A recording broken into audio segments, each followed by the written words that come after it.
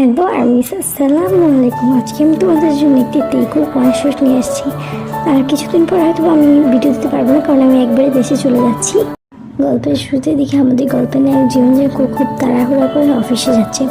যাওয়ার সময় সে রাস্তার এক সাইডে একটি মেয়েকে নীল শাড়ি পরে দৌড়ে যেতে দেখে সে মেয়েটার প্রথম দেখাতে প্রেমে পড়ে যায়।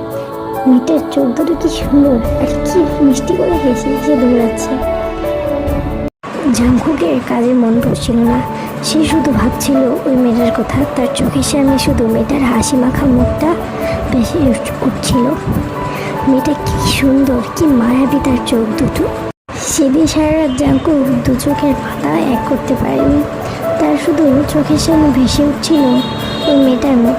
সে ভাবছিল, আচ্ছা ওই মেয়েটা কোথায় থাকে, ওই মেয়েটার নাম কি, মেয়েটা এত সুন্দর কেন, আমি তোকে ভুলতেই পারছি না।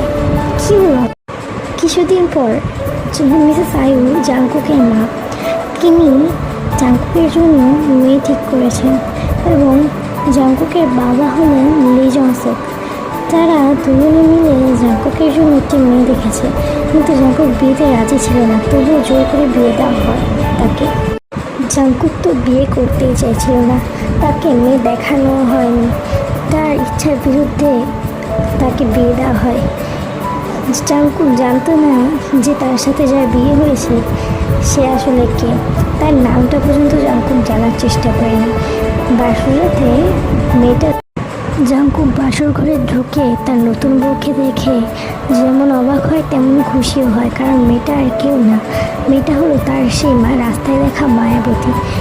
মেয়েটা তাকে দেখে একটা মুচকি হাসি উপহার দিল।